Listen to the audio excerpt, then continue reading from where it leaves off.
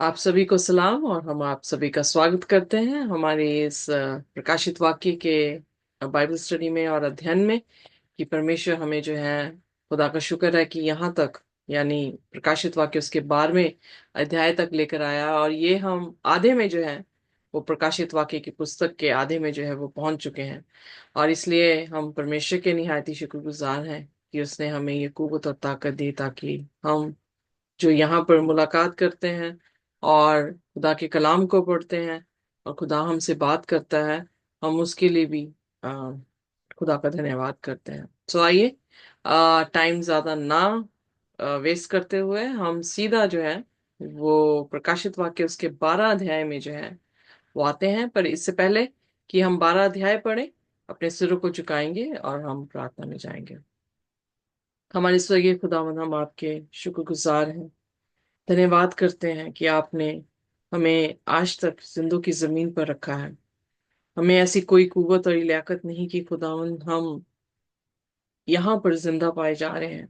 बहुत सारे ऐसे हैं जो इस दुनिया से कूच कर गए हैं, पर खुदावंद ये आपकी रहमत है कि हमें आप बार बार मौके देते हैं ताकि हम अपने आप को आपके आ, वचन में उतार सकें, अपने आप को आपकी सूरत में ढाल सकें, ताकि हमारा जीवन व्यर्थ ना हो बल्कि हम उस जीवन के वारिस हो सके जो जीवन आप हमें बहुत जल्द देने वाले हैं।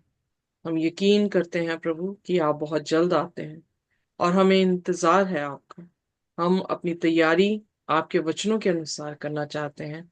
हमें कबूल करें, हमारे गुनाह गलतियों को आप माफ कर दें, अपने पवित्र लहू से धोकर साफ करें और पाखरू से भरे खुदावन हमारे बीच में हो। और जो कलाम आज सीखा जाए खुदावन, वो हम आपकी जुबान से सीखें। आप बोले और हम सुने, आप बढ़े और हम घटें। और खुदावन इस कलाम पर आप आशीष और बरकत दें। इस प्रार्थना को यीशु के नाम से मांगते हैं, आमीन। आमीन। हमने देखा कि प्रकाशित वाक्य उसके 10 और उसके 11 अध्याय में हमने जो छठवीं सील जो थी उसको एनलार्ज होते हुए देखा।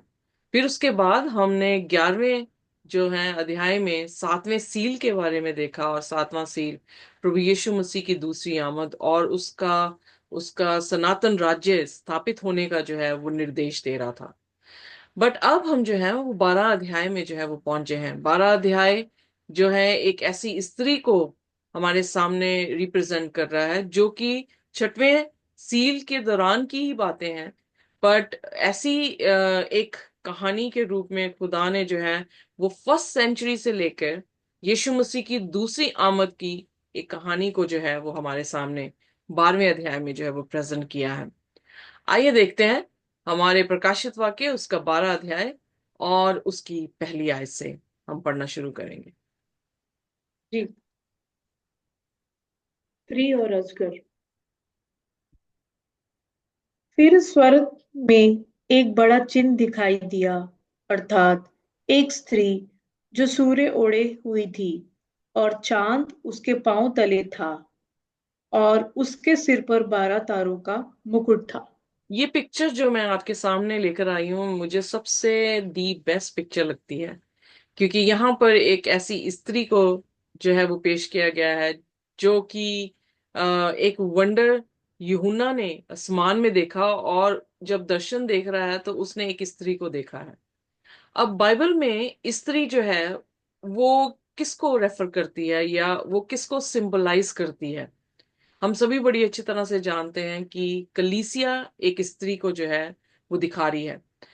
कलीसिया या एक स्त्री जिसने अपने आप को सूरज से ढका हुआ है या सूरज को वो ओढ़े हुई है और चंद्रमा उसके पाँव के नीचे हैं और उसके सिर पर जो है वो 7 सितारे हैं। हम अब इस चीज का खुलासा करेंगे कि यहाँ पर परमेश्वर यूहन्ना को क्या दिखाने की जो है वो कोशिश कर रहे थे, क्योंकि हम ऑलरेडी देख चुके हैं कि खुदा के वचन में हमने पाया है कि जो 404 आप वाक्य यहाँ पर आयतें जो प्रकाशित वाक्य में देखते हैं वो कहाँ से ली गई हैं? पुराने नियम से लिए ली गई हैं। और इस कारण जो है जो भी सिंबल्स या साइंस या इमेजेस हमें देखने को मिली हैं, हमने उसे क्रैक ही इसी तरह से किया है कि phrase to phrase upon phrase, line upon line हमने जो है उसे लेकर, जो कि यशाया और उसके 28वें अध्याय में जो है वो बताया गया था। सो वहां पर हम देखते हैं कि लाइन अपॉन लाइन रखते हुए हमने क्रैक किया है। सो आइए देखिए, पहली चीज हम ये देखेंगे कि जो उसने ग्रेट साइन हेवन में देखा है और उसने ये देखा कि एक स्त्री वहां पर है, वो स्त्री जो है वो क्या दिखाती है। मेरे साथ निकालें, अगर आपके पास बाइबल है, यिर्मयाह की पुस्तक और उसका 6 अध्याय और उसकी दूसरी आयत।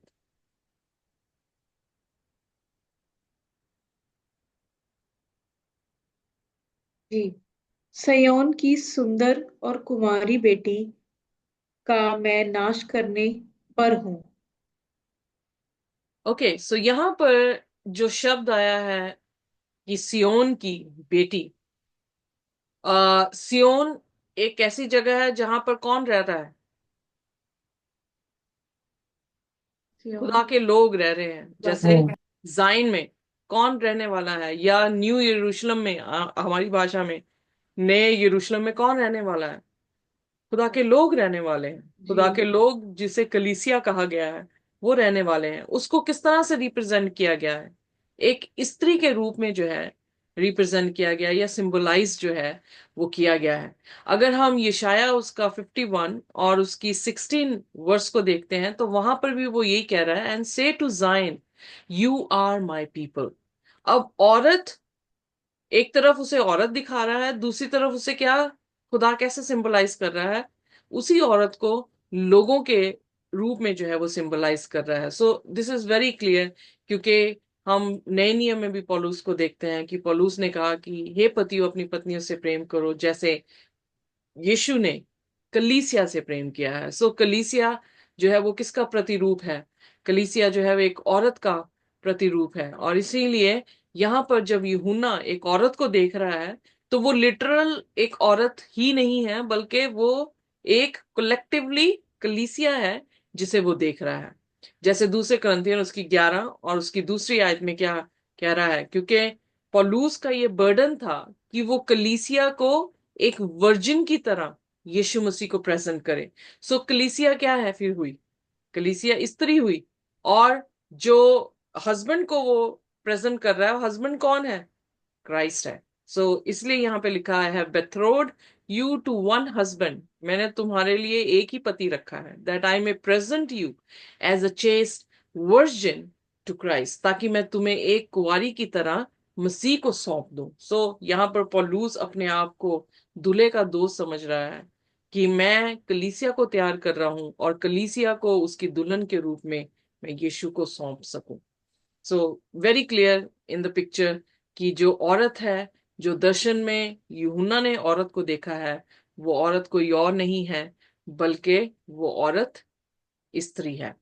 अब प्रश्न उठता है कि स्त्री ने जो है वो सूरज को जो है वो ओढ़ा हुआ है। वेल, यहाँ पर हम पहली आयत में जब हम देखते हैं, तो स्त्री ने सूरज को ओढ़ा है। सूरज कौन है? सन ऑफ राइचियसनेस जो शब्द आया है, किसके लिए इस्तेमाल किया गया है? प्रभु यीशु मसीह के लिए इस्तेमाल किया गया है, राइट? अगर जी। सूरज यीशु मसीह है, तो चंद्रमा क्या है? क्योंकि सूरज की रोशनी किसके जरिए से रिफ्लेक्ट होती है? चंद्रमा के जरिए से रिफ्लेक्ट होती है। चंद्रमा की अपनी रोशनी नहीं है, वो किससे लेता है?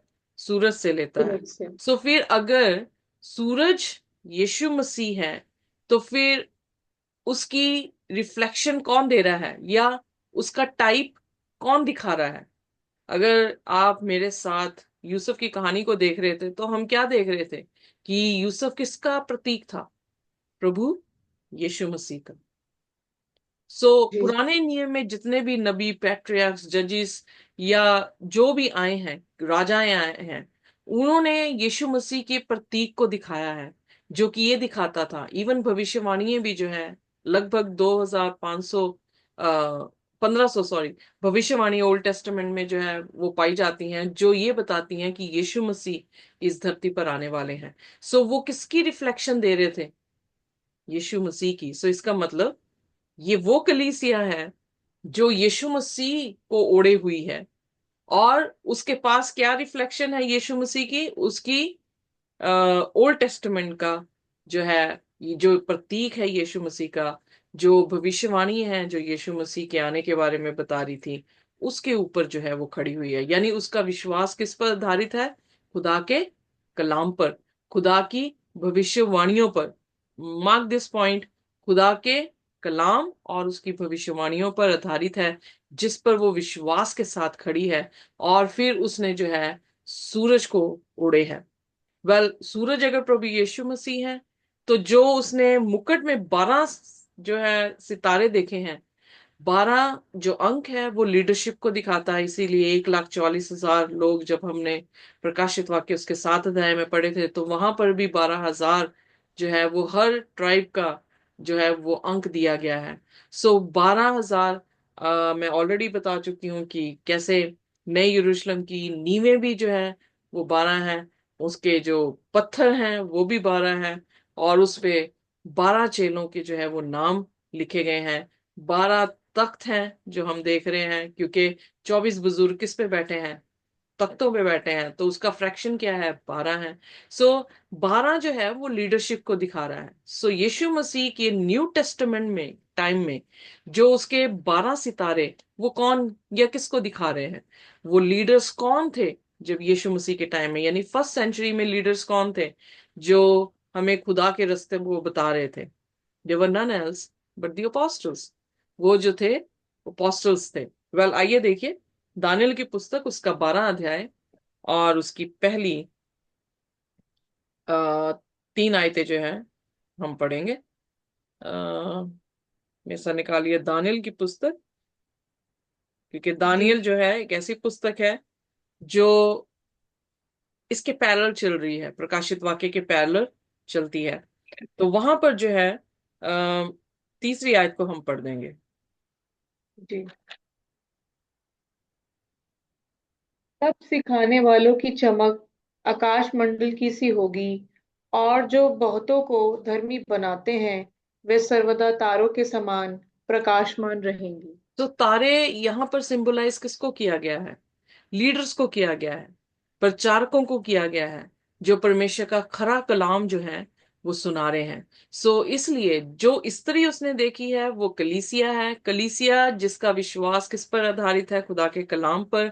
और जो रिफ्लेक्शन किसकी दे रहा है? यीशु मसीह की आने की भविष्यवाणियों के ऊपर, उस पर उनका विश्वास है। और उन्होंने यीशु मसीह को ओढ़ा है, और उनके 12 सितारे हैं, यानी वो 12 शीशक जो सिखाएंगे खुदा का कलाम, यानी ये उनके बारे में जो है वो जिक्र कर रहा है। Is it clear? जी। कोई क्वेश्चन? ओके। नो। फिर उसके बाद आइए देखते हैं प्रकाशित वाक्य उसका 12 और उसका दूसरा वचन। जी। वह गर्भवती हुई और चिल्लाती थी क्योंकि प्रसव की पीड़ा में थी। एक ओके, और। जी। सॉरी, यहाँ पर ही रुकेंगे, क्योंकि जी। यहाँ पर उस औरत को फिर उसने क्या देखा? प्रेग्नेंट देख लिया। यू नो, प्रेग्नेंट के साथ साथ उसकी लेबर पेन देख रहा है, और लेबर पेन के साथ साथ उसकी उसको बच्चा डिलीवर करते हुए, मतलब उस दौरान को जो है वो देख रहा है, उस प्रोसीजर को जो है वो देख रहा है। अब इसका अर्थ क्या हुआ कि एक औरत गर्भवती है, वो एक पीड़ा में है और बच्चा जनने में है। लिटरली अगर हम देखें तो मरियम जब यीशु मसीह को पैदा कर रही थी, तो उसका जो जन्म हुआ है यीशु का, उसके बाद हेरोदेस ने क्या कर दिया? कानून जारी किया कि उस बच्चे को क्या कर दिया जाए? मार दिया जाए। अगली आयत में हम जो है इसके बारे में ज्यादा देखेंगे। पर यहाँ पर हम जो है वो पौलुस का खत जो है देखेंगे, जो कि गलीतियों को उसने लिखा, और उसका 4 और उसकी 19 आयत पर हम तवज्जो करेंगे। गलीतियों उसका 4 और उसकी 19 आयत। गलेशियंस। क्या? गलेशियन 4 उसका 19 आयत। जी। ये है। हे मेरे बालकों, जब तक तुम में मसीह का रूप ना बन जाए तब तक मैं तुम्हारे लिए फिर जच्चा की सी पीड़ाएं सहता हूँ। ओके, अब यहाँ पर पौलुस तो आदमी है, पौलुस औरत नहीं है। तो पौलुस जो है किससे बात कर रहा है? पहली चीज तो ये हमें देखने की जरूरत है कि वो कलीसिया से बात कर रहा है। और कलीसिया के बीच में क्या फॉर्म करने की कोशिश कर रहा है? प्रभु यीशु मसीह फॉर्म करने की कोशिश हाँ कर जी। रहा है। और उसको फॉर्म करने के बाद वो डिलीवर करेगा तो कैसे? जैसे जच्चा की जो है वो पेन औरत सहती है और बच्चे को जो है वो डिलीवर करती है जब बच्चा पेट में पूर्ण तौर से पूरे महीने का जो है वो हो जाता है। एग्जैक्टली वही सिनेरियो यहाँ पर पौलुस जो है वो बता रहा है। तो दूसरे अर्थ में या दूसरे शब्दों में मैं इसे इस तरह से बयान करूंगी कि कलीसिया जब प्रभु यीशु मसीह का स्वरूप फॉर्म करती है और फिर उसे डिलीवर डिलीवर कैसे करती है, जब खुदा का कलाम दूसरों को सुनाती है तो उसमें उन्हें जो है वो पेन से गुजरना पड़ता है। क्योंकि कई बार निराशा होती है, कई बार रिजेक्शन होती है, कई बार लोग जो हैं उन्हें बुरा भला कह के उन्हें चुप कराने की जो है वो कोशिश कर रहे हैं। सो इसीलिए पौलुस भी जो है अपनी कलीसिया को एक स्त्री के रूप में यीशु मसीह को प्रेजेंट करना चाह रहा है। और वो उसी पेन से गुजर रहा है क्योंकि उसकी मेहनत लग रही है कलीसिया को प्रभु यीशु मसीह के स्वरूप में ढालने के लिए। यहाँ पर हम एक कंट्रास्ट देखते हैं कि बहुत सारे वर्ल्डली प्रीचर्स हैं, वो प्रचार जरूर कर रहे हैं, बहुत सारे लोग उनके पीछे जा रहे हैं, पर उनकी तवज्जो ये नहीं है कि वो यीशु मसीह के करेक्टर को उनके बीच में जो है वो फॉर्म कर दें। जब भी हम खुदा की सेवकाई में हैं तो हमारी तवज्जो पौलुस की तरह होनी चाहिए, क्योंकि पौलुस का ये बोझ था कि वो इंसानों को या कलीसिया को यीशु मसीह के स्वरूप में जो है वो ढाल सकें, उनकी मदद कर सकें ताकि वो यीशु मसीह जैसे जो है वो दिखें। उन्हें फॉर्म करने के लिए जो भी पेन उन्होंने सही है वही पेन जो है एक जेन्युइन सिंसियर क्रिश्चियन और प्रीचर जो है वो कलीसिया को बनाने के लिए सहता है। सो यहाँ पर हम देख रहे हैं, अब बिल्कुल पिक्चर क्लियर हो रही है कि एक कलीसिया के बारे में जिक्र किया गया है जो फर्स्ट सेंचुरी की कलीसिया है, जो यीशु मसीह को पैदा करने में पीड़ा सह रही है। और फिर आखिरकार जो है वो क्या देखने को मिलता है, आइए देखें प्रकाशित वाक्य उसका 12 अध्याय और उसकी 3 आयत। एक और चिन्ह स्वर्ग में दिखाई दिया, और देखो, एक बड़ा लाल अजगर था, जिसके साथ ता जिसके 7 सिर और 10 सींग थे, और उसके सिरों पर 7 राज मुकुट थे। ओके, सो यहाँ पर जहां पर चर्च खड़ा है वो बच्चा जनने में है, बच्चा मतलब यीशु मसीह को पैदा करने में है या यीशु मसीह का गॉस्पल डिलीवर करने में है। उसके विपरीत ही उसका विरोधी कौन है? एक लाल अजगर है जो उनके सामने जो है वो खड़ा है। जो यहाँ पर उसकी डिस्क्रिप्शन दी गई है कि उसके 7 सिर हैं, उसके 10 हॉर्न्स हैं, और फिर उसके क्राउन्स का बयान किया गया है कि 7 क्राउन्स हैं। Look at this. So dragon है, उसके कितने कितने सिर बताए गए हैं? 7। उसके जो है क्राउन्स कितने हैं? 10। और उसके सॉरी या उसके जो है हॉर्न्स यानी सींग जो है वो भी 10 बताए गए हैं अकॉर्डिंग टू बाइबल प्रोफेसी। जब हम दानियल उसके 8 और उसकी 20 आयत में आए थे तब भी हमने इसी का सेम जो है वो अपीयरेंस देखी है। ये अजगर अजगर फर्स्ट फर्स्ट ऑफ ऑल ये देखेंगे कि अजगर कौन है। मुझे ये बताने की जरूरत तो नहीं है क्योंकि एवरी क्रिश्चियन नोज कि ये शैतान का स्वरूप है या शैतान का रूप या सिंबल जो है वो बताया गया है। पर प्रकाशित वाक्य 12 उसकी 9 में प्रभु यीशु मसीह ने फर्दर बताया कि ये अजगर जो है वो पुराना सांप है, ये वही शैतान है जो सारी दुनिया को जो है वो भरमा रहा है। जब हम 10 हॉर्न्स देखते हैं तो दानियल की पुस्तक में जो 10 हॉर्न्स हैं वो राज्यों को दिखा रहे हैं, है ना। सिर भी जो है वो राज्य को दिखा रहे हैं और बीस्ट एक राज्य को दिखा रहा है जो राज्य 10 भागों में बटा है। जिन लोगों ने जो है दानियल की पुस्तक नहीं पढ़ी और वो जाके पढ़ सकते हैं। जब हम दूसरे अध्याय में थे, 7वें अध्याय में थे, तो हमने पाया कि खुदा ने उसे एक रोया दिखाया जिसमें राज्यों का बयान है कि बाबुल के बाद मादी फ्रीसी और मादी फ्रीसी के बाद यूनानी, यूनानी के बाद रोम का जो है राज्य आएगा और उसके बाद वो 10 भागों में जो है वो बढ़ जाएगा। वही वही निर्देश और वही रेफरेंस यहाँ पर भी जो है वो दिखाई गई है। और उसके 7 क्राउन्स हैं क्योंकि पेपसी ने 3 जो हैं राज्य अप्रूव कर दिए थे। वो आज तक दुनिया में नहीं पाए जाते, बिल्कुल अप्रूव कर दिए उन्होंने, इसलिए उसके 7 क्राउन दिखाई दिए हैं। क्राउन ये दिखाता है उसकी पॉलिटिकल पावर को जो उसके सिर पर रखी गई है, क्योंकि किसी भी राजे के ऊपर क्राउन क्या दिखाता है, उसकी उसकी सामर्थ को, उसकी पावर को जो है वो दिखाया जा रहा है। सो एक ऐसा पशु है, एक ऐसा नेशन है जो क्या कर रहा है, राज्य कर रहा है धरती पर वो राज्य किसका है बेसिकली? अगर हम प्रकाशित वाक्य 13 और उसकी 4 आयत को देखें तो वो ये दिखाती है कि जो कोई भी इस पशु की पूजा कर रहा है वो इनडायरेक्टली किसकी पूजा कर रहा है? शैतान की। शैतान की शैतान पूजा की। कर रहा है। So it is very clear कि यहां पर भी उसको उसी रूप में दिखाया गया है जो दानियल की पुस्तक में दिखा रहा है परमेश्वर। और जो अगले सप्ताह हम 13वें अध्याय को देखेंगे तो 13वें अध्याय में उसी पशु के बारे में जो है वहां पर बयान किया गया है। सो कलीसिया के विरोध में कौन खड़ा है? अगर कलीसिया सत्य या पवित्रता की कलीसिया है, उसके विरोध में शैतान खड़ा है जो कि अपवित्र है, जो झूठा है, जो भरमाने वाला है, जो धोखा देने वाला जो है वो शख्स है। और जब हम आगे पढ़ते हैं इसको तो इसके बारे में और जिक्र करता है प्रकाशित वाक्य उसका 12 और उसकी चौथी आयत। उसकी पूंछ ने आकाश के तारों की 1/3 को खींचकर पृथ्वी पर डाल दिया। वह अजगर उस स्त्री के सामने जो जच्चा थी पड़ा हुआ कि जब वह बच्चा जने तो उससे तो उस बच्चे को निगल जाए। ओके, सो यहाँ पर वेरी क्लियर कि ये बात लिटरल भी हुई है कि मरियम के बच्चे जब पैदा किया उसने तो हेरोदीस के जरिए से, क्योंकि किसके जरिए से हमेशा शैतान काम करता है? राज्यों से काम करता है। तो हेरोदीस के जरिए से बालकों को मार देने की जो है वो आज्ञा दी गई और परमेश्वर ने उसे मिस्र में भेजकर उसकी जो है वो जिंदगी बचाई। That was a literal thing happened. But ये यहाँ पर लिटरल के साथ साथ सिंबॉलिक भी बात कर रहा है कि खुदा की कलीसिया जब खुदा को डिलीवर करने पर थी, यीशु मसीह के गॉस्पेल को डिलीवर कर रही थी, तो क्या कर रहा था वो?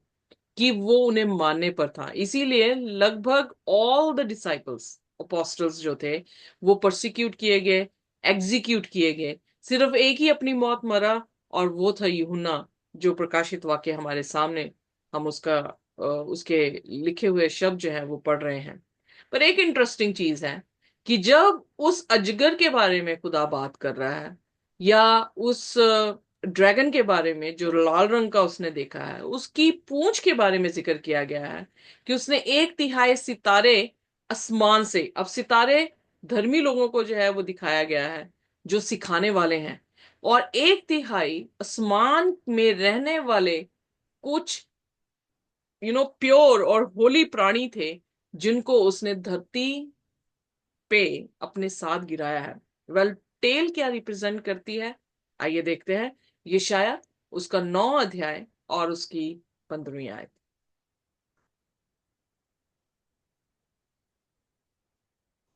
यशायाह 9 उसकी 15वीं आयत। जी। जी। पुरनियों और प्रतिष्ठित पुरुष जो सिर हैं और झूठी बातें सिखाने वाले नबी पूंछ हैं। ओके, सो पूंछ क्या है? पूंछ वो लोग, ये रेफर कर रहा है उन लोगों को जो लोग जो हैं वो झूठी शिक्षा दे रहे हैं। अब शैतान को यीशु मसीह ने क्या कहा यूहन्ना उसकी 8 में? कि ये झूठों का क्या है? बाप है। सो इसलिए उसकी टेल को, जो कि झूठ के जरिए से उसने आसमान के 1/3 फरिश्तों को भरमा कर क्या किया है? परमेश्वर के विरोध में किया है। और फिर आखिरकार उन्हें जो है स्वर्ग की बादशाह से गिरा दिया गया है, उसका जिक्र यहाँ पर बाइबल करती है। सो इसलिए अब आगे देखते हैं प्रकाशित वाक्य उसका 12 और उसकी 5वीं आयत। वह बेटा जनी जो लोहे का दंड लिए हुए सब जातियों पर राज्य करने पर था, और वे बच्चा एकाएक परमेश्वर के पास और उसके सिंहासन के पास उठाकर पहुंचा दिया गया। सो यहाँ पर हम देखते हैं कि इस औरत की विशेष काम क्या था कि उसने एक बच्चा जना है जिसके पास रूलरशिप है, और वो रॉड ऑफ आयन के साथ जो है वो रूल कर रहा है, और वो उठा लिया गया और खुदा के साथ उसके पास ही तख्त पे जो है वो बिठा दिया गया है। सो ये किसके बारे में रेफर कर रहा है? कोई ऐसा बच्चा था, मूसा भी एक बच्चा था, जिसके बारे में बाइबल बयान कर रही है, यूहन्ना बपतिस्मा देने वाला। 7 ऐसे बच्चे जो हैं वो जिक्र आए हैं बाइबल में, जो कि नबी ठहरे हैं, पर उनमें से कोई भी ऐसा नहीं था जिनके पास अधिकार था रूलरशिप का, और जो आसमान की बादशाहत में जिंदा जो है वो उठाए गए हैं, सिर्फ एक बच्चे को छोड़कर, और वो बच्चा प्रभु यीशु मसीह है। आइए देखिए भजन संहिता उसका 2 और उसकी 7 और 9वीं आयत जो है हम पढ़ेंगे। भजन संहिता उसका दूसरा अध्याय, उसका 7वां वचन और 9वां वचन। जी सिस्टर।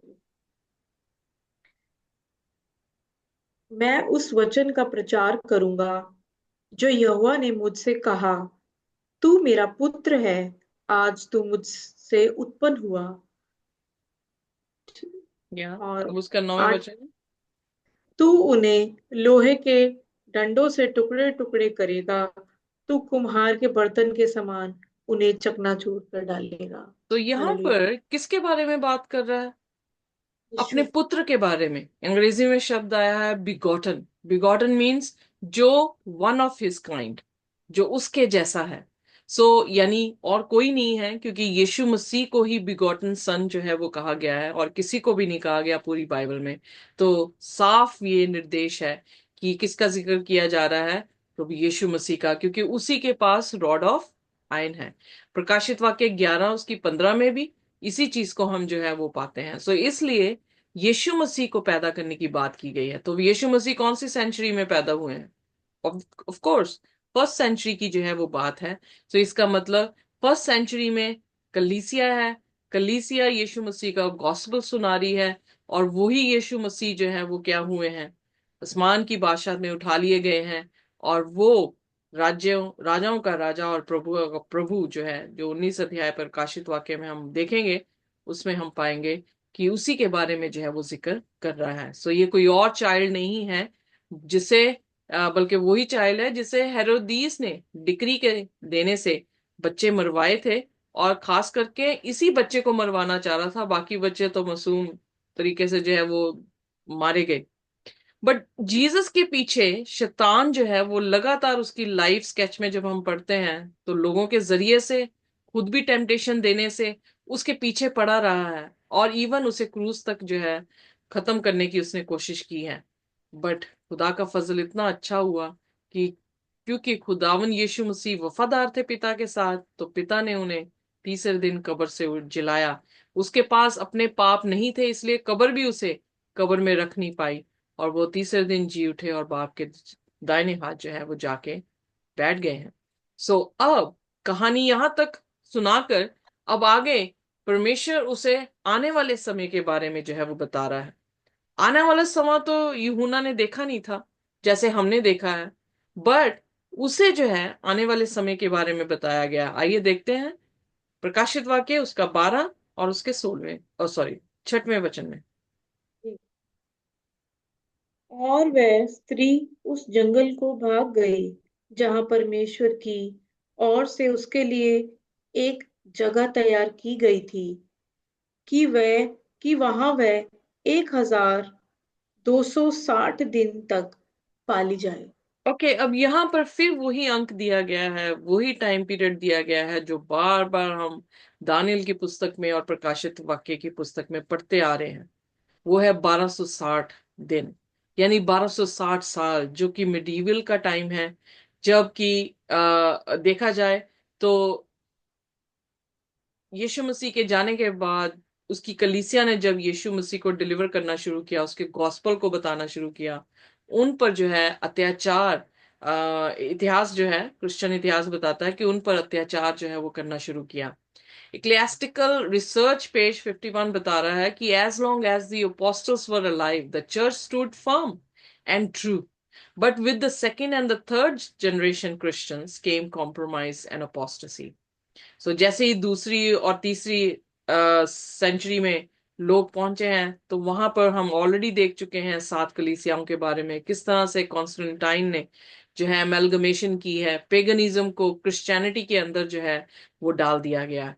और फिर उन्होंने अपोस्टेट किया, यानी अपोस्टेट मतलब चर्च बन गया कि उन्होंने खिलाफत खुदा के सामने की, उन्होंने खुदा की निंदा करनी जो है वो शुरू कर दी। फिर आगे बोलता है, towards the latter end of the second century most of the churches assume a new form.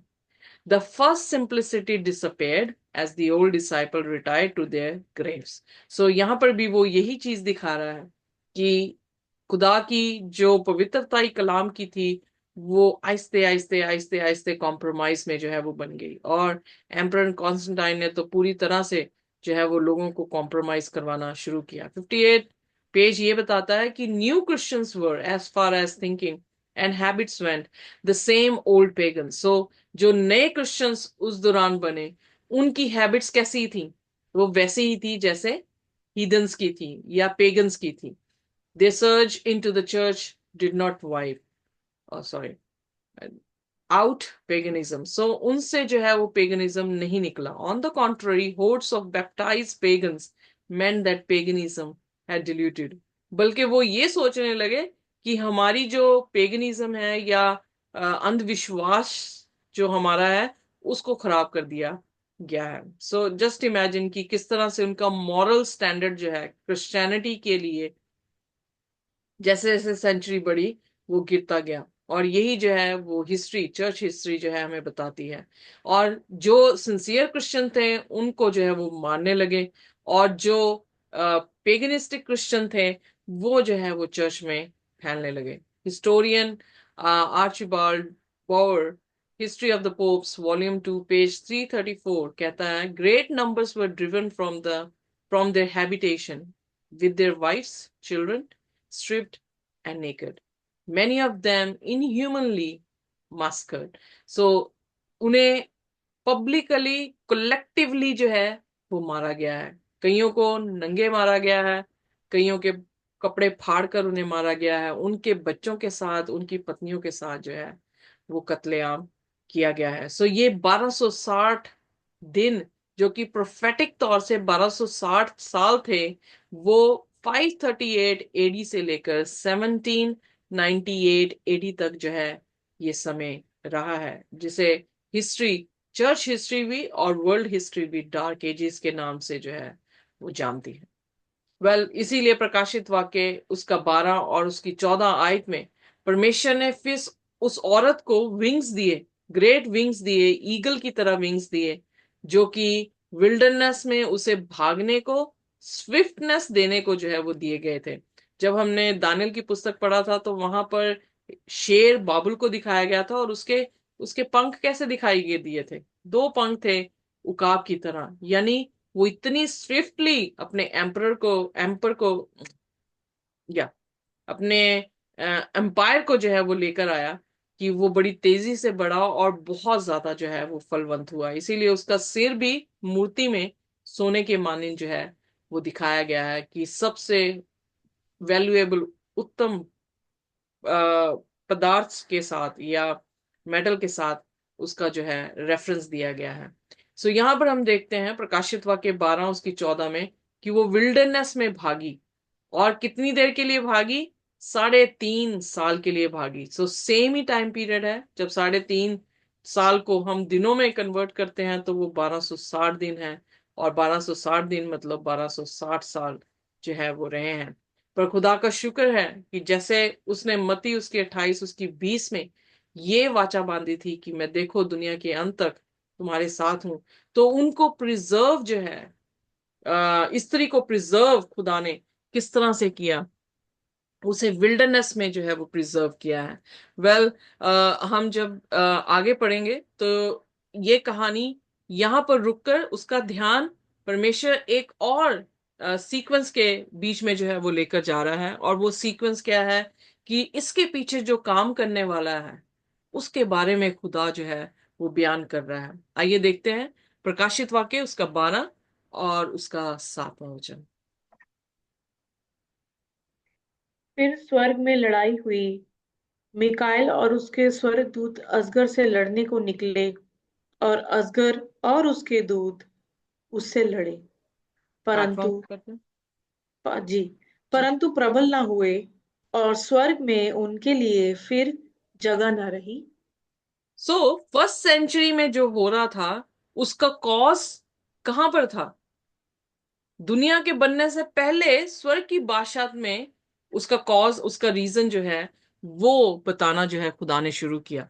और उसने कहा कि क्या हुआ, स्वर्ग में मिकाइल और उसके दूतों ने इसी अजगर और उसके दूतों के साथ क्या की है, जंग की है। इसका मतलब आसमान की बादशाहत में जब खुदा ने सब कुछ खूबसूरत बनाया, और आप इस प्रचार को जो है वो जाकर इल्फर्ट सेंट्रल में भी देख सकते हैं कि किस तरह खुदा ने वही ओहदा लूसीफर को, जो कि शैतान बाद में बना है, वही ओहदा दिया है जो उसने आदम और हवा को दिया था, जो यीशु मसीह को उसने जो है वो दिया है, और जो हमें भी देने वाला है। बट डिफरेंस यही था कि जो लूसीफर था, जो शैतान बना है, उसने खुदा के विरोध में जो है वो बातचीत की, या उसकी निंदा की। उसने उसने एक तिहाई फरिश्तों को झूठ बोलकर, डिसीव कर कर परमेश्वर के विरोध में जो है वो खड़ा कर दिया। और ये सब कुछ कहां पर हुआ? स्वर्ग की बादशाहत में। क्योंकि खुदा ने सभी को फ्री विल दे रखी है, किसी को रोबोटिक बीइंग नहीं बनाया, तो इसलिए सभी के पास अपनी विल है। और जब खुदा ने उसको भी खूबसूरत बनाया, तो उसने अपनी तवज्जो अपनी खूबसूरती पर ज्यादा देते हुए खुदा पर तवज्जो अपनी जो है वो छोड़ गया। और अपनी खूबसूरती को देखते हुए उसने अपनी ही इबादत करनी शुरू कर दी, बनिस्बत की उसकी इबादत करता जिसने उसे ये खूबसूरती दी थी। सो बहुत बार जो है ये यूथ में ये प्रॉब्लम जो है वो काफी देखने को मिलती है कि जब कोई भी टेम्प्ट कर रहा है आपको, और वो आपकी खूबसूरती में आपको फ्लैटर करने की कोशिश कर रहा है, तो हम बड़ी जल्दी उसमें फंस कर जो है उस गलत इंसान के हाथों में जो है वो चले जाते हैं। क्योंकि ये जो टैक्ट है, ये शुरुआत से ही किसका टैक्ट है? शैतान का जो है वो टैक्ट है। सो इसलिए जब कभी भी आपको ये टेम्पटेशन आए, या लोग आपकी बढ़ाई करने वाले हों, मैं जेन्युइन लोगों की बात नहीं कर रही, जो आपको फंसाने के लिए आपको बटरिंग कर रहे हैं, फ्लैटर कर रहे हैं, और आप जो है उस दौरान अपनी खूबसूरती पर तवज्जो देने लग गए हैं, या अपनी एबिलिटीज पर, अचीवमेंट्स पे तवज्जो देने लग गए हैं, बनिस्बत की आप उसकी बढ़ाई कर दें जिसने आपको यहां तक पहुंचाया है, तो हम क्या होते हैं? हम इसी ट्रैप में फंस जाते हैं कि हम अपनी चीजों पर भरोसा कर लेते हैं और खुदा को हम पीछे छोड़ जाते हैं। यहां पर लड़ाई ही कारण था कि शैतान ने परमेश्वर के विरोध में, शैतान की ने खुदा की वर्शिप को लेने की विरोधता की। शैतान ने खुदा से बढ़कर अपने तख्त को बनाने की जो है वो विरोधता की। और फिर एक टाइम आया जब उसका न्याय हुआ, और उसे मिकाएल और उसके दूतों ने घसीड़ के जो है आसमान से जमीन पर जा पटका। जब मिकाएल शब्द हम देखते हैं तो बहुत सारे लोग कंफ्यूज हो जाते हैं, और वो सोचते हैं कि मिकाएल आर्क एंजल है, यानी एंजलों का प्रधान प्रधान है। या ऑफ कोर्स एंजल का प्रधान है, पर ये क्या एक लिटरल एंजल है, या ये कुछ खास नाम है जो नाम दिया गया है? मिकाएल का अर्थ है खुदा जैसा। जैसे एक बिगॉटन सन का अर्थ है कि जो खुदा के जैसा है, उसकी काइंड के जैसा है, उसी तरह से मिकाएल का भी नाम है। मिकाएल 5 बार बाइबल में इसका जिक्र आया है, और सभी सभी किताबों में नहीं, सिर्फ दानियल की पुस्तक में, प्रकाशित वाक्य में आप देखेंगे, और यहूदा की पत्री में जो है आपको देखने को मिलेगा। जब हम दानियल उसके 12 अध्याय उसकी पहली आयत में जाएंगे, तो हमें देखने को मिल रहा है कि मिकाएल अपने लोगों के लिए खड़े हुआ, और उसने जो है उन्हें जयवंत किया। फिर जब हम प्रकाशित वाक्य 12 उसके यहाँ 7 में देखते हैं, तो मिकाएल जो है वो शैतान से लड़ रहा है, और शैतान को आसमान की भाषा से उसने बाहर जो है वो निकाल दिया है। फिर यहूदा उसकी 9 में जब हम देखते हैं कि मूसा की लोथ पर शैतान जो है वो उसको एक्यूज भी नहीं कर पाया, यीशु मसीह उसे धुतकारते हैं, रिब्यूक करते हैं, और उससे मूसा की शव को जीवित करके जो है आसमान की बादशाह में ले जाते हैं। सो इसका मतलब मिखाइल के पास ये ताकत है कि वो पुनरुत्थान जो है वो दे सके। दानियल उसके 10 उसकी 13 और 21 में जब मिकाएल का जिक्र आया है तो वो दानियल 21 दिनों से रोजे प्रार्थना में था। और गैब्रियल जो है वो पहले दिन ही भेजा गया, पर 21 दिन वो किंग ऑफ पर्शिया के साथ लड़ रहा है और उसको वहां पर जयवंत करने के लिए मिकाएल पहुंचता है, जो कि हमारा प्रिंस उसे कहा गया है। सो जब हम देखते हैं कि एक फरिश्ता ना वर्शिप ले सकता है, एक फरिश्ते की लिमिटेशन है, उसके रूल्स ऑफ रेगुलेशन खुदा ने बना रखे हैं कि उनके पास लिमिट है। बेशक हमसे वो थोड़े सामर्थी हैं, पर वो खुदा से क्या है, कम है। तो उनके पास ये कुवत नहीं दी गई कि वो किसी को भी जिला सकें। उनके पास ये कभी भी कुवत नहीं दी गई है कि वो शैतान के ऊपर भी जो है वो गालिब हो सके, क्योंकि शैतान उनसे ज्यादा सामर्थी जो है वो बनाया गया था। सो यहाँ पर कौन है जो पुनरुत्थान दे रहा है, कौन है जो अपने लोगों के लिए खड़ा हो रहा है, कौन है जो उनकी वर्शिप ले रहा है, कौन ये ऐसा फरिश्ता हो सकता है जो कि जो कि गालिब जो है हर एक चीज पर हो रहा है। तो क्या ये लिटरल फरिश्ता है, या जब हम तस्लोनियन की पुस्तक को, पहले तस्लोनियन उसकी 4 उसकी 16 और 17 आयत को पढ़ते हैं तो प्रभु यीशु मसीह को भी आर्क एंजल कहा गया है। तो यहां से साफ पता लगता है कि मिकाएल किसी दूत का नाम नहीं है। मिकाएल जैसे यीशु मसीह के 100 की तादाद में दूसरे नाम बाइबल जिक्र करती है, जैसे वो यहोवा राफा है, यहोवा निसी है, उसी तरह से यीशु मसीह का one of the names is Michael. उसका ही नाम जो है वो मिकाइल है। कैसे पता लगता है? क्योंकि उसके नाम से और उसके कामों से जो उसने किए हैं वो ना कोई इंसान कर सकता है और ना ही कोई फरिश्ता कर सकता है, एक ही करता है, और वो यीशु मसीह है। और हम पुराने नियम में यीशु मसीह को हमेशा एक दूत के मानिंद आते हुए देखा है। कभी भी यीशु मसीह को परमेश्वर के मानिंद आते हुए नहीं देखा, क्योंकि परमेश्वर को देखकर कोई भी जिंदा नहीं रह सकता। सो इसलिए वो प्री इनकारनेशन से पहले भी लोअर स्टैंडर्ड में होकर हमसे बातचीत करते रहे हैं। सो इसीलिए जब कभी भी किसी फरिश्ते ने वर्शिप को लिया है, वो फरिश्ता नहीं था, वो यीशु मसीह थे। क्योंकि फरिश्ते हमें प्रकाशित वाक्य उसके 19 और उसके 10 वचन में देखने को मिलता है कि उसने वर्शिप लेना बिल्कुल मना कर दिया और उसने कहा मैं तुम्हारा संगी भाई हूं, परमेश्वर की इबादत कर। इसलिए जब कभी भी यीशु मसीह दिखे हैं पहले, वो वर्शिप लेते हुए दिखे हैं, तो वहां से हमें पता लगता है कि वो लिटरल एंजल नहीं थे, बल्कि कौन है, प्रभु यीशु मसीह है। और इसीलिए शैतान उस पर गालिब नहीं हो पाया, उस पर जय नहीं पा पाया, क्योंकि क्रिएशन क्रिएटर के ऊपर कभी भी जय नहीं पा सकती है। सो वो आसमान की बादशाह से उसे बाहर निकाल दिया गया। वेल, अनटिल अनलेस मैं अपने घर की ऑनर आपको घर से बाहर ना निकालूं, क्या किसी और के पास इतना अधिकार होगा आपको अधिकार से कहे कि घर से बाहर निकल जाए? अगर स्वर्ग खुदा का घर है, तो उस घर से बाहर निकालने वाला भी क्या होगा, उस स्वर्ग का ऑनर ही हो सकता है, जो उस पर गालिब हो जाए और उसे अपने घर से निकाल दे। वेल, आगे देखते हैं प्रकाशित वाक्य उसका 12 अध्याय और उसका 9वां वचन। जी। तब वह बड़ा अजगर अर्थात वही पुराना सांप जो इब्लीस और शैतान कहलाता है और सारे संसार का भरमाने वाला है, पृथ्वी पर गिरा दिया गया और उसके दूत उसके साथ गिरा दिए गए।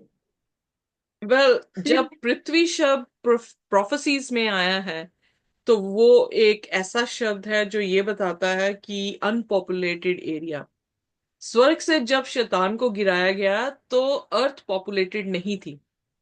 पर जब हम देखते हैं उत्पत्ति उसके पहले अध्याय में, आदि में परमेश्वर ने आसमान और जमीन की जो रचना की है, दूसरे वचन में लिखा है कि इस धरती पर पानी भी था, ये धरती भी बनी हुई थी, पर यह धरती जो थी वो वीरान थी, उसका कोई आकार नहीं था और अंधकार से भरी हुई थी। तो इसका मतलब ये डंजन की तरह था, एक अबिस था, जिसको जो है जिसमें कोई प्राणी रह नहीं रहा था, और शैतान को उसे जहां वहां पे पटक दिया। I don't know, but Bible जो है वो इसी तरह से बयान करती है। और यहाँ पर जो शैतान की फितरत बताई गई है, उसके नाम का जिक्र किया गया है, उसे अलग अलग तरह से दिखाया गया है ताकि हम उसे पहचान सकें, किसी भी तरह से कंफ्यूजन ना हो कि वो ड्रैगन, वो सर्प, वो डेवल, वो शैतान जो दुनिया की शुरुआत से लोगों को क्या कर रहा है, भरमा रहा है। आसमान से उसने एक तिहाई फरिश्तों को भरमाया, उसे गिरा दिया। अब वही जो डिसीव कर रहा है, वो इस दिन दुनिया में जो है वो क्या कर दिया गया, पटक दिया गया। अगर ड्रैगन, जिसका अर्थ है डिस्ट्रॉयर, सरपेंट डिसीव कर रहा है, तो कौन ऐसा है उसके ऑपोजिट खड़ा हुआ जो सच्चाई को बता रहा है, जो जिंदगी को बता रहा है, जो डिसेप्शन से बाहर आपको लेकर आ रहा है। और वेल जीसस ने तो कहा ही, I am the way the truth and the life. यीशु मसीह तो है ही है, पर उसका स्वरूप कौन है इस टाइम पर? उसका स्वरूप जो है, उसकी कलीसिया है। सो कौन सी ऐसी कलीसिया है जो प्रभु यीशु मसीह की राइट रिप्रेजेंटेशन, राइट रिफ्लेक्शन जो है हम तक पहुंचा रही है? उस कलीसिया के विरोध में शैतान खड़ा है। वेल, उसके मिनिस्ट्री को वो बढ़ने नहीं देगा। क्यों नहीं बढ़ने देगा? वो इसी ताक में है कि किस कब ये यीशु मसीह को पैदा करे और मैं उस बच्चे को क्या कर दूं, मार दूं। पर अगर झूठे नबी इस दुनिया में हैं, तो क्या उनके लिए डिफिकल्ट होगा अपना प्रचार करना, कि उनके पास बहुत सारे लोग शैतान आने देगा? Think about it. Okay, according to the prophecy, जो एक अच्छी कलीसिया है, पवित्र कलीसिया है, जो खुदा के सूरज को ओढ़े हुए है, चंद्रमा उसके पांव पर है, उसके सिर पर 12 सितारे हैं, उसको मारने की कोशिश कर रहा है। ओके, बट काम किसके जरिए से कर रहा है? कलीसिया के जरिए से ही कर रहा है। सो इसका मतलब दो तरह की कलीसिया है। हम 17 अध्याय में दूसरी कलीसिया के बारे में भी जो है वो जिक्र करेंगे। दो तरह की कलीसिया है, पर इन दोनों तरीके से हम ये देख रहे हैं कि जो परमेश्वर का खरा कलाम सुना रहे हैं उनको बढ़ने नहीं देगा वो। क्यों नहीं बढ़ने देगा? क्योंकि प्रभु यीशु मसीह ने कहा, धन्य है वह पांव जो सुसमाचार लेकर जाते हैं। तो इसलिए उसके विरोध में, उसको रोकने के लिए खड़े होगा। पर जिनके पास खुदा का कलाम या खुदा नहीं है असल असल दर में, उनके काम जो है वो नहीं रोकता। वो बढ़ते हैं, वो फूलते हैं, और बहुत सारे लोग उनको सुनते भी हैं। बट अब मैं यहां पर ये इसलिए आयत लेकर आई हूं, प्रकाशित वाक्य 17 उसकी 15, जो ये बताता है कि वो व्यभिचारिणी जो पानियों पर बैठी है, उसका अर्थ बता रहा है कि पानी का अर्थ क्या है? लोग हैं, मल्टीट्यूड है, नेशंस हैं, टंग्स हैं। बट जो अर्थ है वो ऑपोजिट है, यानी लोगों के ऑपोजिट क्या हुआ? अनपॉपुलेटेड जो है वो एरिया है। आइए अब आगे देखते हैं, प्रकाशित वाक्य उसका 12 और उसका 10वां वचन।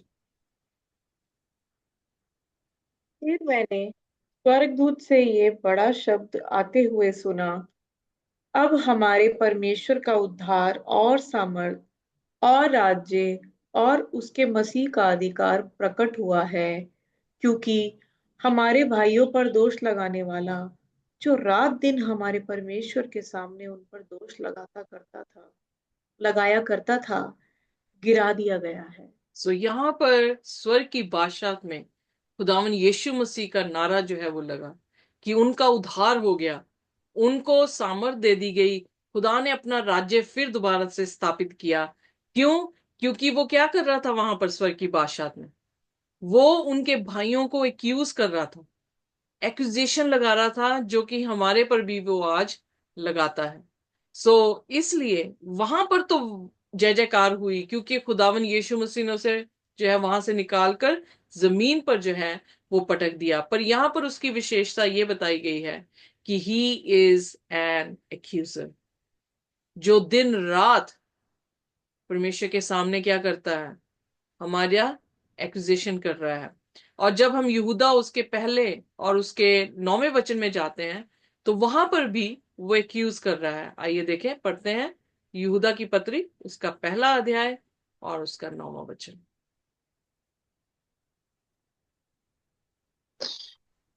यदि हम परंतु अपने पाप सॉरी सॉरी यहूदा 1 का 9, राइट? जी। परंतु प्रधान स्वर्गदूत मिकाइल ने जब शैतान से मूसा की लौत के विषय में वाद विवाद करता था, तो उसको बुरा भला कह के दोष लगाने का साहस न किया, पर यह कहा कि प्रभु तुझे डांटे। तो यहां पर भी मूसा की लोथ पर जो शैतान का काम है वो क्या है, एक्यूजेशन का ही बताया गया है। पर अब यहां पर एक्यूजेशन वो नहीं कर पाया। क्यों? क्योंकि कौन आ गया था? मिकाएल वहां पर जो है वो आ गया था। और मिकाएल जो है वो कोई एंजल नहीं है जिससे लूसीफर या शैतान जो है वो डर जाएगा। ये खुदावन खुदा प्रभु यीशु मसीह हैं, जो जिनका नाम मिकाएल है, वो यहां पर जो है वो आए हैं। अगर आप देखें, लूसीफर का नाम है, उसका अर्थ है son of the morning star. Morning star यीशु मसीह हैं, उसके पुत्र को जो है वो दिखाया गया है। किसी भी फरिश्ते का नाम, गैब्रियल का भी अगर आप नाम देखें तो let me just have a look, मुझे दिमाग से जो है वो निकल गया। गैब्रियल का नाम जो है वो भी ये नहीं है कि खुदा के जैसा है। गैब्रियल का नाम है गॉड इज माई स्ट्रेंथ, परमेश्वर मेरी ताकत है। पर जब मिकाइल का नाम है, जो कि आर्क एंजल के रूप में दिखाया गया है, उसका अर्थ है खुदा जैसा। कैसे हो सकता है कि ये यीशु मसीह को छोड़कर कोई और चेला या कोई और दूत होगा? नहीं, यीशु मसीह ही है। और यहां पर उसकी हजूरी पर वो असमर्थी हो गया है मूसा की बॉडी के ऊपर अपना दोष लगाने में। और फिर परमेश्वर उससे क्या कहता है? लॉर्ड रिब्यूक दी। परमेश्वर तुझे दुत्कारता है या तुझे डांटता है। बहुत सारे लोग ये कहते हैं कि ये दूत ही हो सकता है, क्योंकि ये परमेश्वर तुझे डांटता है, इस तरह से जो है वो कह रहा है। पर ये शब्द जो है परमेश्वर खुद बोल रहे हैं, जकरिया उसका 3 और उसके दूसरे वचन में, जिसमें इस तरह से लिखा है, द लॉर्ड सेड अनटू सेटन। किसने कहा? परमेश्वर ने कहा। किससे कहा? शैतान से कहा। और क्या कहा? द लॉर्ड रिब्यूक दी। सो जब वो रिब्यूक कर रहा है, खुदा भी रिब्यूक कर रहा है, तो वो ये नहीं कह रहा आई रिब्यूक यू। वो अपना टाइटल दे रहा है, who is he? The lord rebuke thee. और उसी तरह से मिकाइल ने भी वो सेम ही फ्रेज यूज किया है, जिसने उसने अपना टाइटल दिया है, द लॉर्ड रिब्यूक दी। आमेन। इसलिए मिकाइल किसी भी दूत का नाम नहीं है, बल्कि ये कौन है? उसके कामों से विशेषता उसकी पता लग रही है कि यीशु मसीह का जो है वो नामों में से एक नाम दर्ज किया गया है।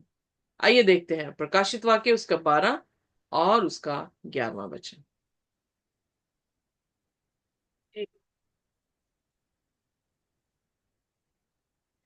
वे मेमने के लहू के कारण और अपनी गवाही के वचन के कारण उस पर जयवंत हुए, और उन्होंने अपने प्राणों को प्रिय ना जाना, यहाँ तक कि मृत्यु भी सह ली। ये किनके बारे में बात हो रही है? अब के जिक्र उसके ऊपर आ गया है जहां पर हमने छोड़ा था, क्योंकि बीच में सेक्शन खुदा क्या कर रहे थे? उसे पास्ट हिस्ट्री में ले गए थे। किसके बारे में? जो स्वर्ग की बादशाहत में हुआ था, लूसीफर को फेंका गया था।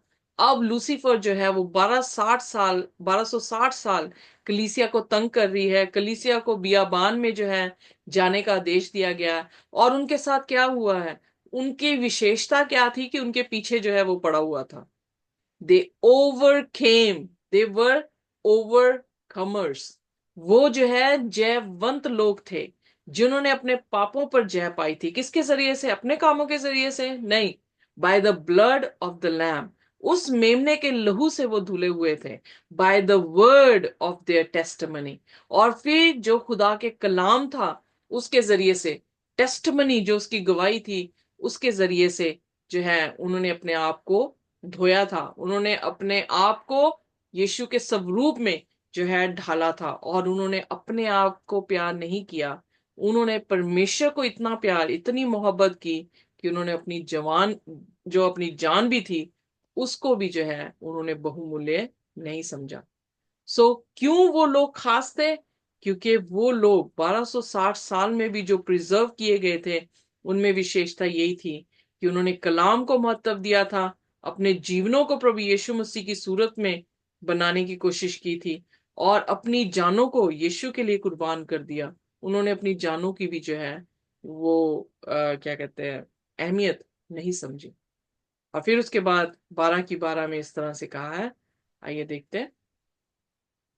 इस कारण हे स्वर्गों और उनमें रहने वालों मगन हो, हे पृथ्वी और समुद्र तुम पर हाय, क्योंकि शैतान बड़े क्रोध के साथ तुम्हारे पास उतर आया है, क्योंकि जानता है कि उसका थोड़ा ही समय और बाकी। Exactly exactly. तो हाई किस पे हुई? सी पे और अर्थ पे। सी यानी पानी, तो पानी क्या दिखाता है? Populated area. अर्थ क्या दिखाती है? अनपॉपुलेटेड एरिया। सो इसलिए हम सब पर हाय, क्योंकि शैतान क्या हुआ है, बड़ी ही क्रोध के साथ जो है वो इस धरती पर पटका गया है और अपने क्रोध के साथ आ रहा है। क्या जानता है कि उसका समय क्या है? थोड़ा है। अगर हमारा समय थोड़ा हो तो हम क्या करते हैं? बैठ जाते हैं चुपचाप। नहीं। अगर हमारे काम करने के टाइम जाने पहुंचने तक हमारा समय अब कम रह जाता है तो हम क्या करते हैं? हम अपनी स्पीड को जो है वो बढ़ा देते हैं। उसी तरह से शैतान ने भी अपनी स्पीड जो है वो बढ़ाई हुई है। इसलिए वो पूरी दुनिया को क्या कर रहा है? डिसीव कर रहा है और परमेश्वर के सामने एक्यूज कर रहा है कि ये लोग स्वर्ग की बादशाहत में नहीं जा सकते हैं, क्योंकि इन्होंने तुझे और तेरे हुक्मों को नहीं माना है। पर प्रभु यीशु मसीह अपने लहू को जो है वो दिखाता है और कहता है कि मैंने इनके सारे पापों का दाम जो है वो चुका दिया है। पर इसका मतलब ये नहीं कि खुदा ने हमारे पापों का दाम चुकाया है तो हम फिर दोबारा से पाप करें, बल्कि पौलुस कहता है कि अब हम मसीह पाप में मरे हैं तो मसीह में क्या करें? जीना शुरू करें, मसीह जैसा जीना शुरू करें। और उसके बाद प्रकाशित वाक्य उसका 12 उसका 13वां वचन। ठीक। अब अजगर ने देखा कि मैं पृथ्वी पर गिरा दिया गया हूँ, तो उस स्त्री को जो बेटा जनी थी सताया। पर उस स्त्री को बड़े उकाब के दो पंख दिए गए कि सांप के सामने से उड़कर जंगल में उस जगह पहुंच जाए जहां वह एक समय और समयों और आधे समय तक पाली जाए। तो यहाँ पर हम साफ देख रहे हैं कलीसिया को, कलीसिया के विरोध में खड़ा हो गया। उस कलीसिया के विरोध में जो यीशु मसीह को कैरी कर रही है, जो उसके गॉस्पल को कैरी कर रही है, जो अपने आप को पवित्र कर रही है, जो अपनी जान प्रभु यीशु मसीह से ज्यादा बहुमूल्य नहीं जान रही है, जो अपना इनकार कर रही है और यीशु की क्रूस को पकड़े हुए हैं, उसके विरोध में जो है वो क्या हो गया? खड़ा हो गया। उसको परसिक्यूट कर रहा है जो बच्चे को जनने पर है। और फिर बाइबल बताती है कि खुदा ने उससे दो विंग्स दिए हैं, जो हम ऑलरेडी सीख चुके हैं। और वो विंग्स देने का मकसद ही ये था कि कलीसिया जो है वो क्या हो जाए? प्रिजर्व कर दी जाए। अगर वो उसके गिने चुने लोगों को भी मार देता तो फिर खुदा की सच्चाई कैसे जनरेशन आफ्टर जनरेशन जो थी वो पहुंचती। सो इसलिए खुदा प्रिजर्व कर रहा था, इसीलिए बाइबल आज तक प्रिजर्व है। नहीं तो शैतान बाइबल को भी जो है वो क्या कर देता? खत्म कर देता। सो खुदा ने जो है ऐसी चीज मुहैया की, यानी उसका यहोवा जायरे है तो उसका काम ही मुहैया करना है। तो उन्होंने, खुदा ने उनको खाना मुहैया किया, बियाबान में पंख मुहैया की, ताकि वो उड़कर, उससे भी स्विफ्टली जो है उड़कर अपने आप को बचा सके। फिर क्या करता है शैतान? आइए देखते हैं जी। 15वीं आयत। और सांप ने उस स्त्री के पीछे अपने मुंह से नदी के समान पानी बहाया कि उसे पानी बहाया कि उसे इस नदी से बहा दे। परंतु पृथ्वी ने उस स्त्री की सहायता की और अपना मुंह खोलकर उस नदी को जो अजगर ने अपने मुंह से बहाई थी पी लिया। ये इस तरह से है कि कई बार हम जो है वो कार्टून्स में भी देखते हैं, फिल्मों भी देखते हैं कि अगर विलन पीछे भाग रहा है हीरो के और वो हीरो जो है वो आगे है, तो वो दूसरे तरीके ढूंढता है कि किस तरह से इसे पकड़ कर जो है वो गिराया जाए। सो अब विंग्स दिए हैं जो कि स्विफ्टली, शैतान से भी स्विफ्ट जो है वो भाग रही है कलीसिया। तो उसे क्या कर रहा है? अब मुंह से ऐसा फ्लड लेकर आने की कोशिश कर रहा था कि पानी में वो जो क्या हो जाए, कैरिड अवे हो जाए, डूब जाए, मर जाए, खत्म हो जाए। यानी डिस्ट्रक्शन की बात जो है यहां पर की गई है। और वो कितनी देर में कर रहा है? टाइम पीरियड क्या बताया है? 1260 साल में उसने इस तरह से किया। एग्जैक्टली वर्ल्ड हिस्ट्री और चर्च हिस्ट्री बताती है विल्डरनेसेस और एल्बिजेनेसिस ये एक ऐसे ग्रुप्स थे जो 1260 साल में विल्डरनेस में रह रहे थे, क्योंकि अत्याचार इतना हो रहा था कि इन्होंने अपने घरों को छोड़कर जो है वो जंगलों में जाके पनाह ली। और वहां पर इनकी टोली और इनकी जो कॉलोनीज थी वहां पे डेवलप जो है वो हुई। लगभग 1620 में जब लोग इस अत्याचार से अपने बच्चों को, अपने परिवारों को लेकर भाग रहे थे, तो वो किश्तियां लेकर जो है वो पानी में चले गए। उन्हें मालूम नहीं था कि उनको कभी भी कोई जमीन दिखेगी, क्योंकि उस समय यूरोप से जब वो निकले हैं और आगे कुछ भी नहीं था। उनके हिसाब से इतनी टेक्नोलॉजी जो थी वो एडवांस नहीं थी कि उन्हें पता लग जाता कि आगे उन्हें जो है वो अमेरिका मिल जाएगा। सो कोलंबस और बाकी साथी जो किश्तियों में सवार थे वो उसी दौरान के टाइम पे है जब पेपसी परसिक्यूट कर रही थी, और उनकी परसिक्यूशन से डरते हुए, भागते हुए वो आ, किश्तियों में जो है पानी में उतर गए। और फिर आखिरकार जमीन जो बाइबल प्रोफेसी में दिखाई गई है, अनपॉपुलेटेड एरिया, एक ऐसी जमीन उन्हें दिखी जो बहुत विशाल थी, जिसे आज की दुनिया में जो है वो क्या कहा गया है, अमेरिका कहा गया है।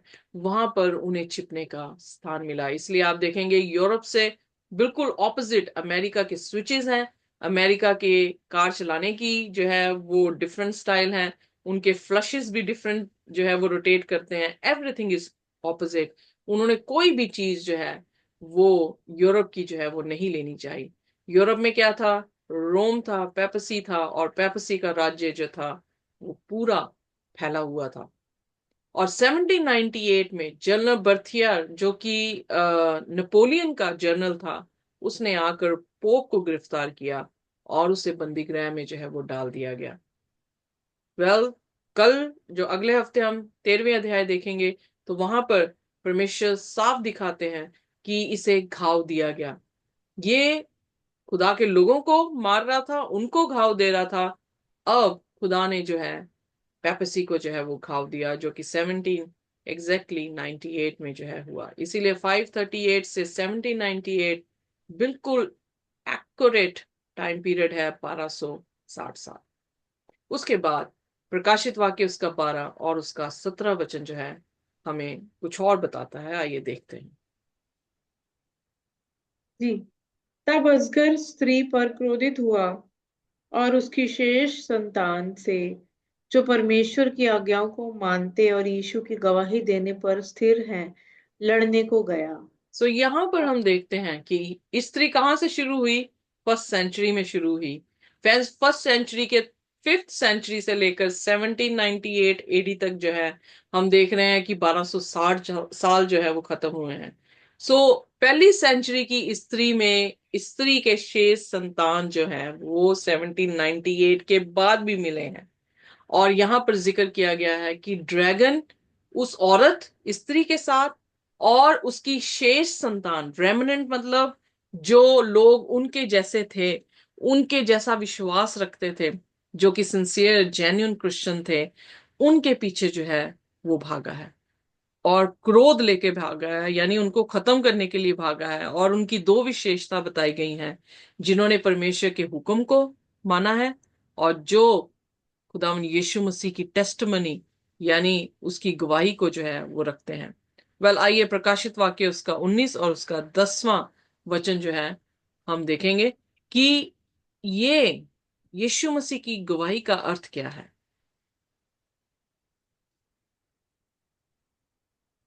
अब मैं उसको दंडवत करने के लिए उसके पांव पर गिर पड़ा।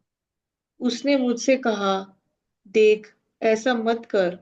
मैं तेरा और तेरे भाइयों का संगी दास हूं, जो यीशु की गवाही देने पर स्थिर हूं। परमेश्वर ही को दंडवत कर, क्योंकि यीशु ही गवाही भविष्यवाणी की आत्मा है। सो यहाँ पर जो शेष संतान एंड टाइम में एक कलीसिया के रूप में दिखी है, उस कलीसिया के बीच में खुदा के हुक्मों की पालना और स्पिरिट ऑफ प्रोफेसी उनके इस जीवन में जो है वो काम करेगी। कौन सा ऐसा लास्ट टाइम में चर्च है जो ये प्रचार कर रहा है कि हमें हुक्म मानने जरूरी है? बहुत सारी कलीसियाएं, बहुत सारे प्रचलित प्रचारक जो कि लाखों करोड़ों की भीड़ों को जो है वो होल्ड कर रहे हैं, वो बिल्कुल ये प्रचार नहीं कर रहे कि हमें खुदा के 10 हुक्मों को जो है वो मानने की जरूरत है, बल्कि वो ये प्रचार कर रहे हैं कि 10 हुक्म प्रभु यीशु मसीह ने जो है वो खत्म कर दिए हैं, जो कि जब हम बाइबल में पढ़ते हैं खुदा यीशु मसीह ने खत्म नहीं किए हैं, ना ही वो खत्म करने के लिए आया था। उसने सेरेमोनियल जो लॉस थे उनको खत्म किया था, जो कि वेदी पर वो मेमने चढ़ाया करते थे, उन सब रीतियों को जो है उसने खत्म किया था। पर 10 हुक्म उसके करेक्टर है। जैसे परमेश्वर पवित्र है, वैसे ही रोमियो उसके 7:12 में जो है पौलुस कहता है कि खुदा के 10 हुक्म पवित्र है। जैसे परमेश्वर राइचस है या धर्मी है, उसी तरह से उसने कहा कि परमेश्वर जो है उसके हुक्म जो है वो धर्मी है। जब वो कह रहा है कि परमेश्वर को छोड़ और कोई भला नहीं है, तो पौलुस ने कहा कि खुदा के हुक्म भले हैं। इतना ही नहीं, जब यीशु मसीह को सत्य कहा गया है, तो 119 भजन उसकी 172 वर्स में परमेश्वर के हुक्मों को भी जो है वो सत्य कहा गया है। सो कैसे हो सकता है कि खुदा और खुदा के हुक्म जो है हम अलग कर सके, जब दोनों के कैरेक्टर सेम है, यानी एक ही अस्तित्व है, एक ही सेंस है, तो फिर कैसे हम उन दोनों को जो है वो अलग कर सकते हैं? एक ही चर्च है जिसे बाइबल प्रोफेसी ये दिखा रही है कि अंत के दिन में एक पीढ़ी आएगी जो परमेश्वर का ज्ञान जो है वो लोगों को देगी, और वो पीढ़ी कोई और नहीं है।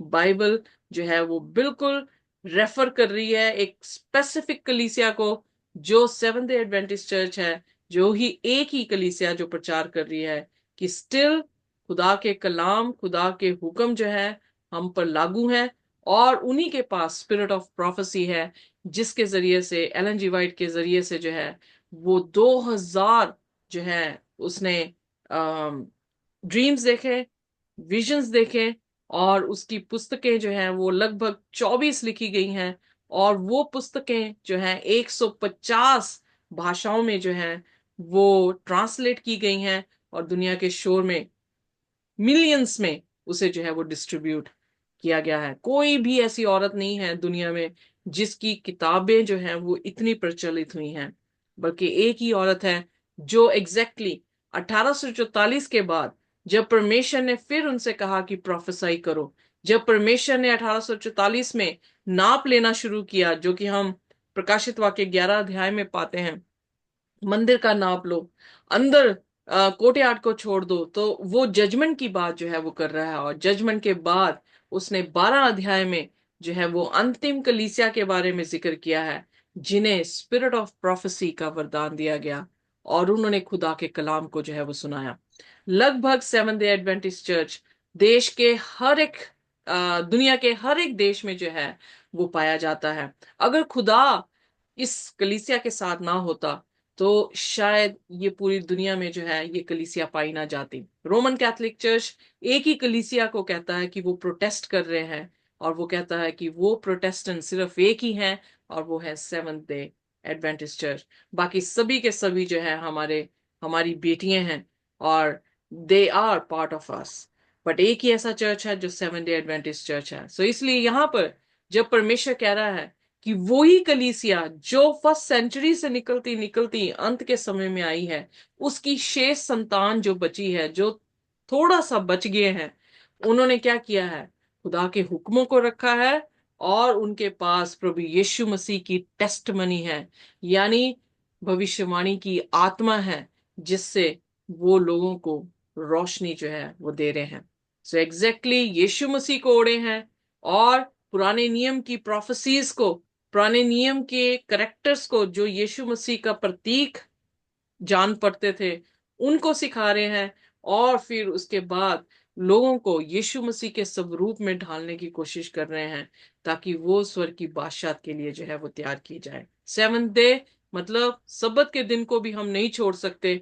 अगर 10 की 10 हुक्म जो है खुदा के कलाम में लिखे गए हैं, और अगर प्रोटेस्टेंट्स ये कह रहे हैं कि 9 हुक्म हम पर जारी हैं और चौथा नहीं जारी है, तो ये उनकी गलत फहमी है।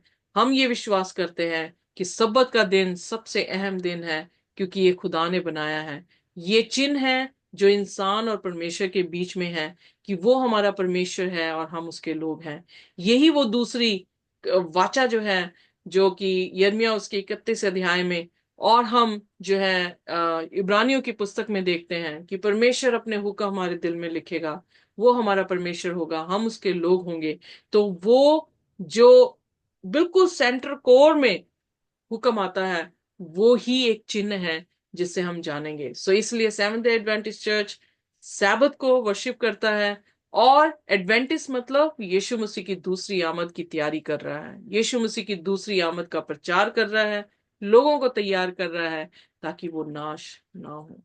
सो यहाँ पर फर्स्ट सेंचुरी से लेकर यीशु मसीह की दूसरी आमद तक खुदा ने जो है वो बिल्कुल खुलासा किया अपनी उस कलीसिया के बारे में, जो कलीसिया प्रभु यीशु मसीह को अपनी कोख में फॉर्म कर रही है, पीड़ा में है, और उसे डिलीवर कर रही है, ताकि लोग जो है उस यीशु के जरिए से बचाए जा सके, जो कि अपना शासक हमेशा का सनातन अपना राज्य स्थापित करने पर है। और वो जो यीशु मसीह जीवित होकर इस माउंट पर उठा लिया गया और बाप के दाहिने हाथ जो है जा बैठा है। सो आइए अपनी तैयारी को बुलंद रखें, परमेश्वर के कलाम में अपने आप को जोरावर रखें, ताकि कोई भी झूठ या डिसेप्शन हमें जो है वो प्रभु यीशु मसीह से अलग ना कर सके। इस दौरान मैं आपको ये इनविटेशन दूंगी कि आप में से कोई भी जन जो जिसे भी परमेश्वर हिदायत करे, वो हमारी प्रार्थना में रहनुमाई कर सकता है।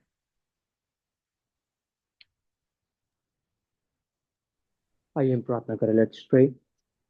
Father God we thank you, धन्यवाद सेनाओं के यहोवा खुदावंद, आपकी महिमा, आपकी इबादत, आपके नाम को जलाल देते हैं। धन्यवाद खुदावंद, आपके वचन के ज्ञान से, आपके वचन के प्रकाशन से आप भरते चले आ रहे हैं। हम देखते हैं खुदावंद, ये यीशु मसीह आपका प्रकाशित वाक्य खुदा, जो आपने खुदावंद आपके दास यूहन्ना को दिया कि आने वाली बातें बताए जो पूरा होना आवश्यक खुदा।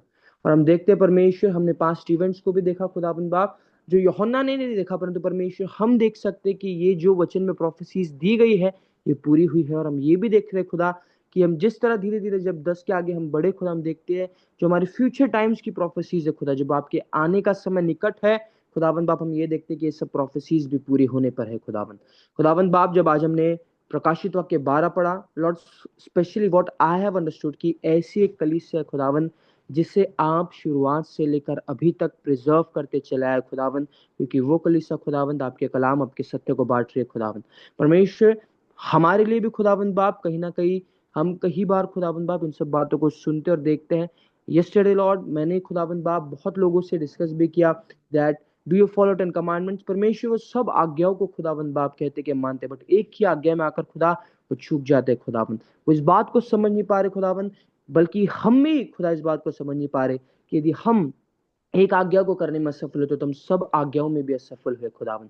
परमेश्वर, आज जब हमने इस वचन के द्वारा देखा है, आपके प्रकाशन को हमने अपने जीवन में पाया है कि यस लॉर्ड खुदावन, कि हमें आपके अंत की कलीसिया के पास जो खुदा यीशु की गवाही और परमेश्वर उसकी आज्ञाएं और भविष्यवाणी की आत्मा खुदावन बाप जो आपने दी है खुदा, इसके अनुसार आज हमें चलना जरूरी है परमेश्वर, अर्थात आपकी आज्ञाओं को रखे रहना और उस भविष्यवाणी की आत्मा के अनुसार परमेश्वर आपके वचन को जो आपने कलीसिया को प्रिजर्व रखा है खुदावन, वो उसमें जुड़कर खुदावन हम आपके वचन को फैलाते रहे। खुदा, जिस तरह आपका वचन कहता है खुदावन, हम परमेश्वर आपके वचन के अनुसार चलते रहे खुदावन बाप। हम देखते हैं बहुत सारे रूह है, बहुत सारी आत्माएं खुदा भी आपके कलाम को सही ढंग से नहीं जानती, परंतु परमेश्वर हम जानते हैं आप कार्य करने वाले खुदा है।